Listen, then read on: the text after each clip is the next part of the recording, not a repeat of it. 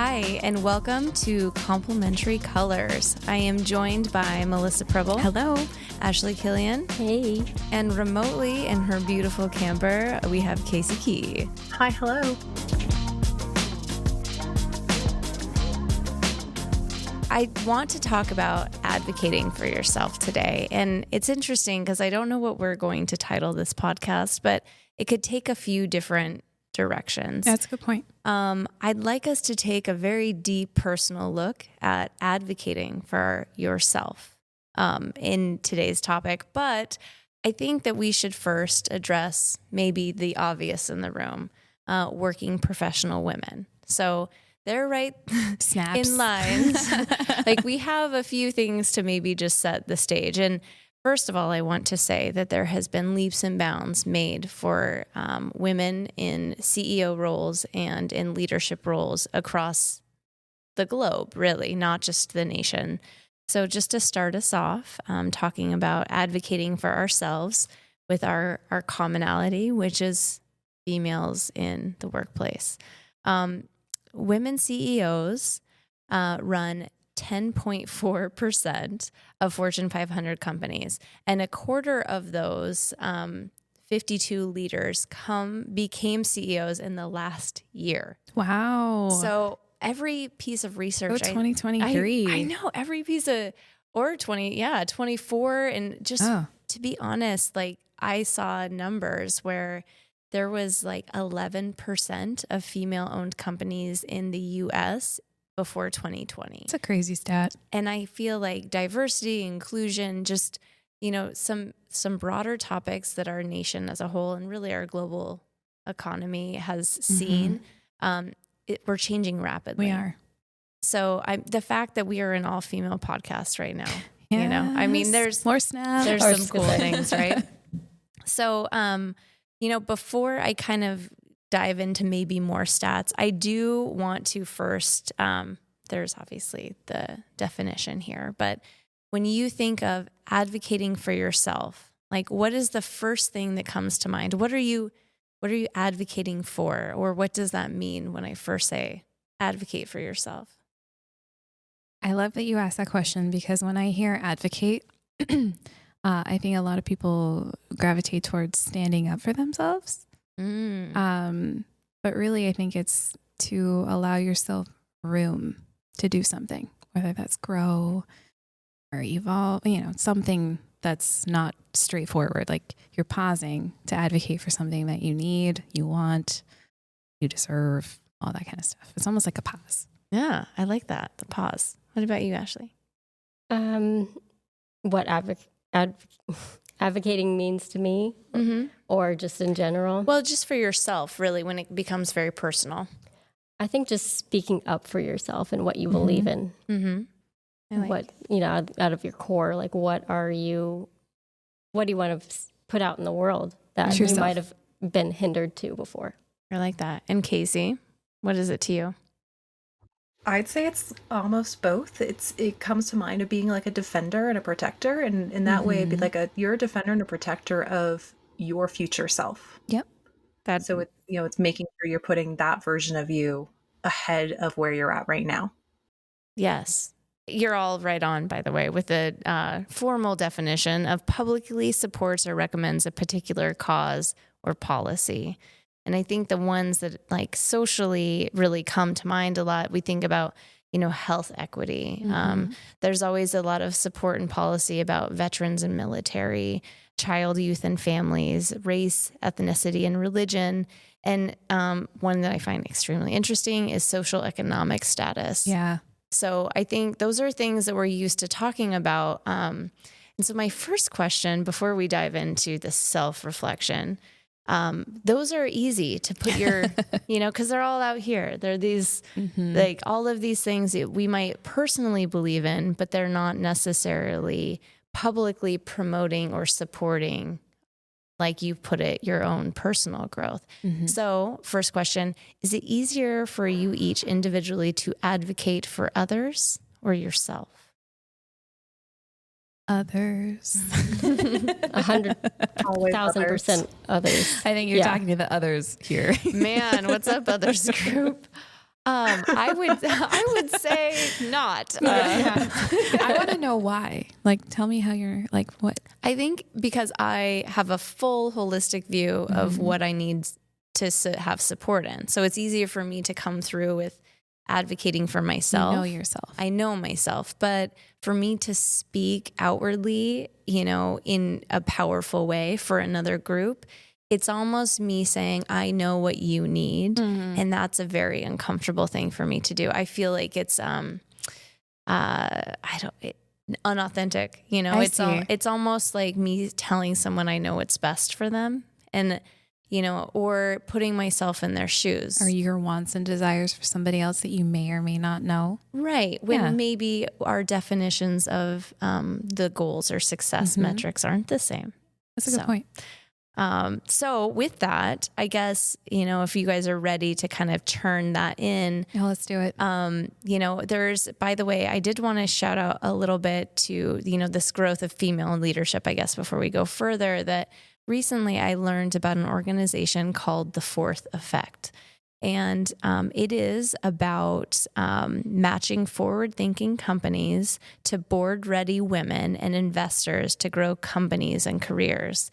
And in meeting the owner a couple weeks ago, the premise behind this is that privately owned companies, especially, but really all companies are mostly run by boards of men. I mean, it was like under 10%. I think we could see that too last 2 weeks ago at the gathering of teams that we went to. Right. And so I think the purpose of this platform is to match women-owned companies with board seats for other women to have those places of power and really just grow the demographic in those places. Go Fourth Effect. Yes. So if you're interested, move forward. So first question, Casey, just pulling you into your inner self for all of us. Which do you think comes first? Is it conquering the fear, or you could call it resistance to change, or believing that you deserve something that is the first step in advocating? I think for me personally, it's the believing that I deserve it.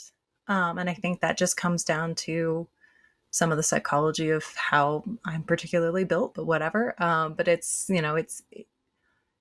I know that I'm worthy. I know that, I'm worth investing in. But the best way for me to think about it is treating myself in the way that I would want to treat someone else. And making sure that, again, I'm advocating for the best version of myself going forward. So it's hard to think that current me deserves it. It's easier for me to believe that future me deserves it. So that's... And it's less about the change. The change is like, oh, I get change. It's just the deserving. It changes. It's nature. Yeah. Constant. But that's just me. Yeah. What about you, Ashley? Is it change or resistance to change, or is it the deserving? It's the believing I deserve it. I think just the way society has kind of brought up women, it goes back to this whole advocating for yourself. I've always been more, introverted and just never felt like I really need to hold my space isn't worth it. In some reason, imposter syndrome. Yeah. So the imposter syndrome. Believing that, okay, I do. I mean, I'm a person. I'm a human in this world, and I deserve whatever it is I'm looking for. So yes. What about you, Melissa? I think that I can relate to what Casey and Ashley have said, but I can definitely give myself some kudos for working through that imposter syndrome and now understanding that I know that I deserve it. I know that I deserve to move forward and move up. I've worked hard. I've put in the hours, but now it's how do I want to see that change actually unfold? Do I want to follow someone's direct footsteps? Do I want to recreate it completely out of the blue? Do I want a hybrid of the both? So I think the resistance to change, because I'm intimidated that the change will matter, is what now is tripping me up. Yeah. I feel like kind of withheld and I shouldn't have, but there might be even a third category. Cause I was thinking, you know, in order to advocate for yourself, you kind of have to be honest about what you need or want. And I think that step of like, what do you need or want? You know, I think when we are all in this normal pattern, and we could put it just for the sake of like a little sigh of relief on something else like immigration. You know, that's a huge advocacy group that exists that, you know, what is the reason about immigration? Like, what is the real need or want behind it? And until that is defined, then it's hard to get behind supporting that, you know? And I think that when people don't understand the need or want, that is like one of our first barriers. I agree. And I have to say that like when I realized that I'm not crazy for not having kids and not falling into that track of life that everybody just anticipated and assumed that was going to happen. Right. And I embraced the identity of being a non-child female that is a rising star in her career, and that was okay. That opened up a lot of doors for me. Or that is like okay to define that as your need. Yeah. Instead of, you know, there being a norm. And I think in advocacy, it is almost like that key term that is saying the norm doesn't exist and everything is always changing and evolving. Casey, I feel like when I see your head shakes, I just want to give you a platform. You're fine. I'm just vibing here. So let's take it deeper. What is a moment in your life that you advocated for yourself? Did it produce change? And are you willing to share it with us? Because you can say, this was the moment and it did or didn't produce change. And no, I'm not sharing any details, but no pressure. Yeah. So Ashley, what about you?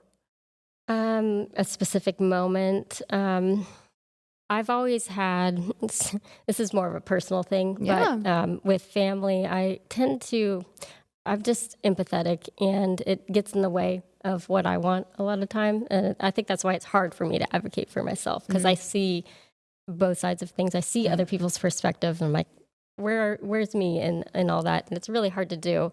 But my dad would always give guilt trips with me if I was, you know, driving to college and he was at the lake house, not stopping by and seeing, and it's a 5-hour drive and sometimes it's just exhausting, but you know, I would always like have this guilt.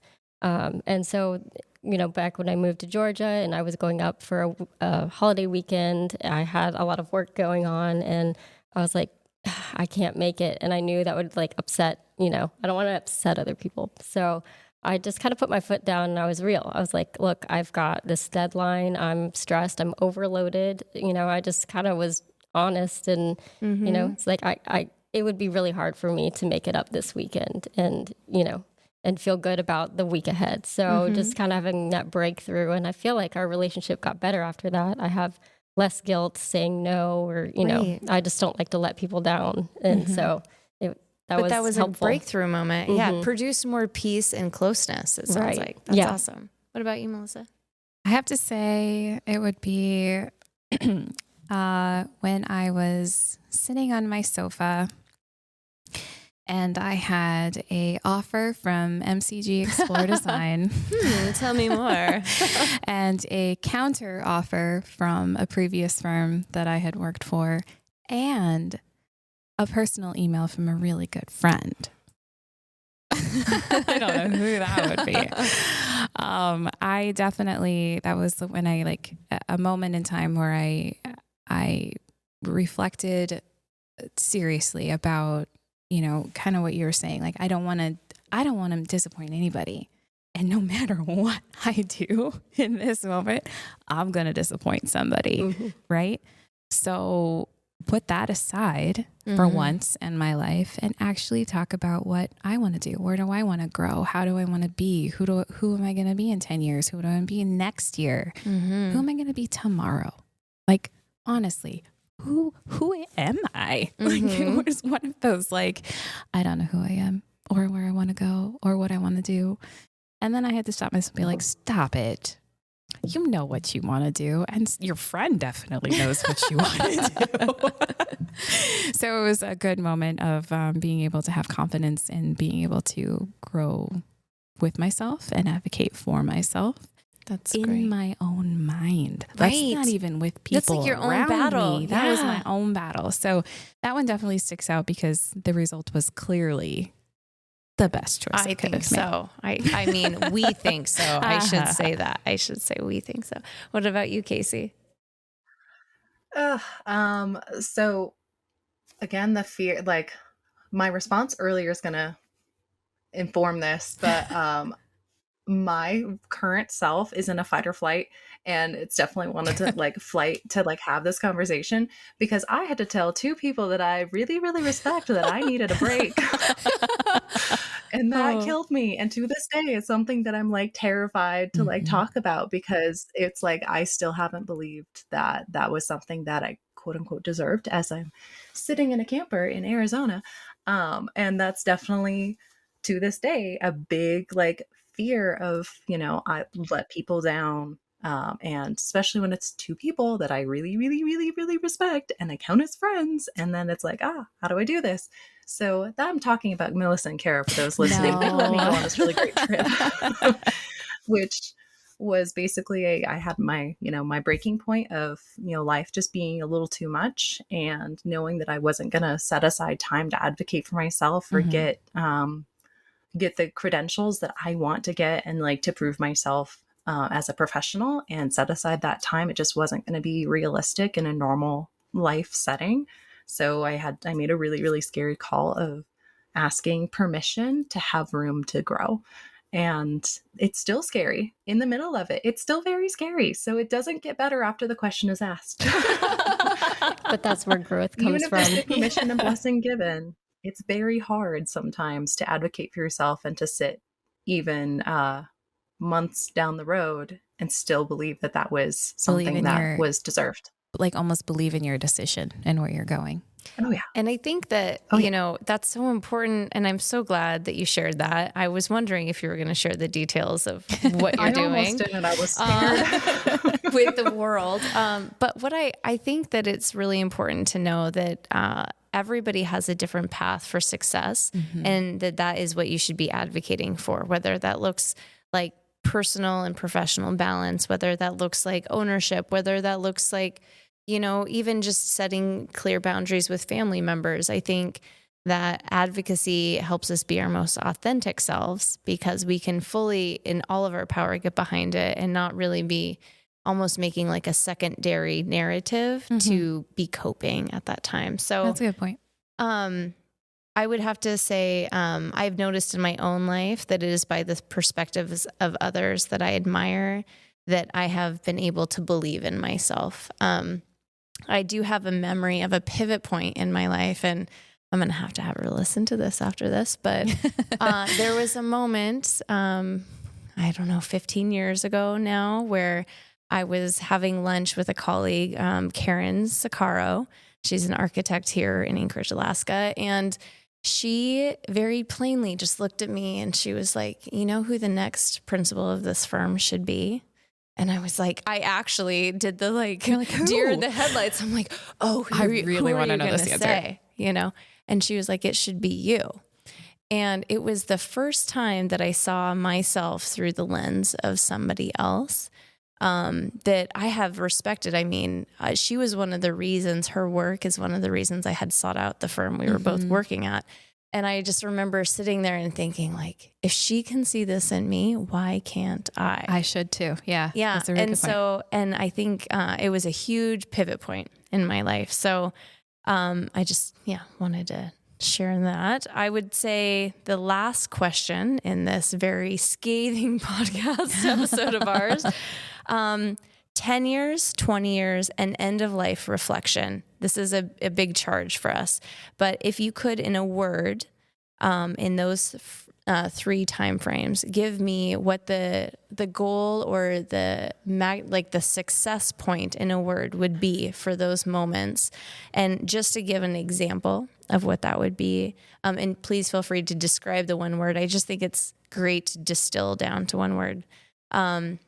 I think it would help us know how to advocate for each other. So I would say in my 10-year mark, my goal is patience, in a word. I would hope that I have in 10 years mastered patience, that I know how to fully soak that in.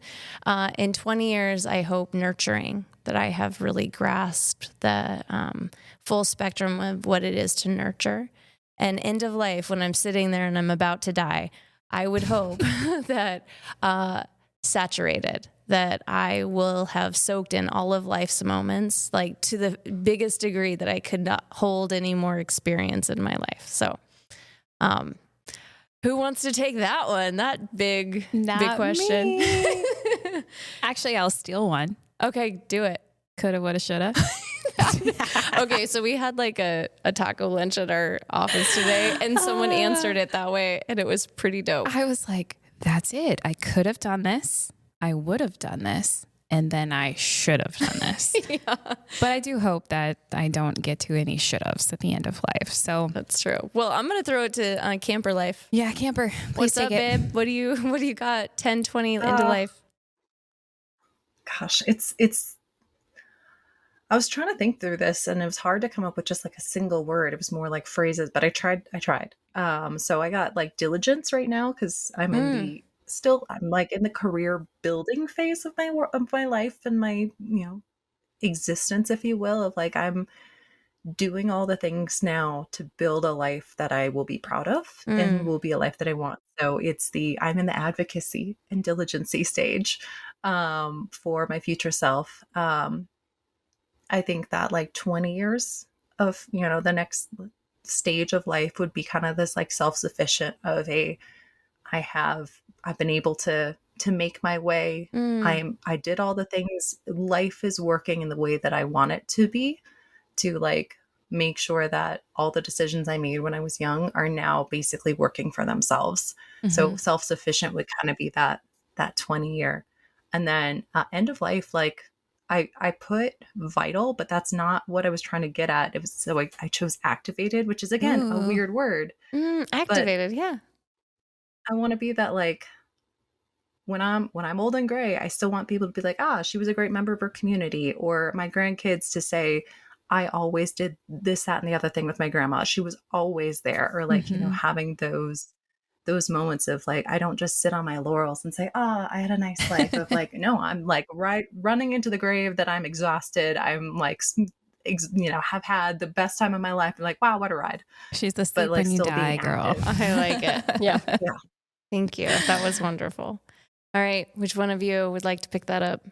Ashley? Yep. So 10 years from now, I would say encouragement.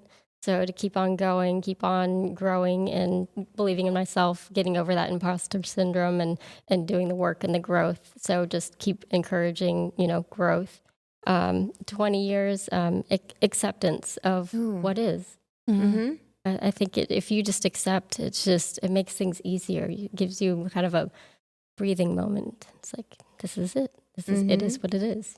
And then end of life, I put solace, just kind of giving that comfort and, being able to console and just a relief of everything. So, but I think the comfort component out of the solace. That's a really good point. I'd have to say my 10 years is self-love. I've been giving a lot of love to other people and other things, and I'm realizing how important I am. So I'm hopeful that I give back to myself in the next 10 years. And then in 20 years, I benefit from the self-love. So then I can be in the happiness factor. And then at the end of life, I want to just be passionate. Like what I do and who I affect and who influences me just speaks and oozes passion. I love that. Thank you guys for sharing. Thank you for sharing. And I think in closing, it is a really scathing thing to sit and say or pronounce to the world, which is what advocacy is to publicly support. When we turn that lens on ourselves, it is powerful, beautiful, and very raw. So I would say whatever you support, I think that it is all counted as bravery to put yourself forward publicly and, really put your energy into the world and whatever you're doing. I think that right there, it's going to make it a more authentic ride. Realize what you believe in, own it, and then stand up for it. Yeah. Anything in closing, Casey? I think that was a beautiful bow to wrap it up with. All right. Well, thank you for joining us, and we'll see you next time. Bye. Bye. Complementary Colors is a production of MCG Explore Design, an architecture and interior design firm located in beautiful Anchorage, Alaska. If you'd like to hear more future episodes, be sure to subscribe to Complementary Colors wherever you find podcasts.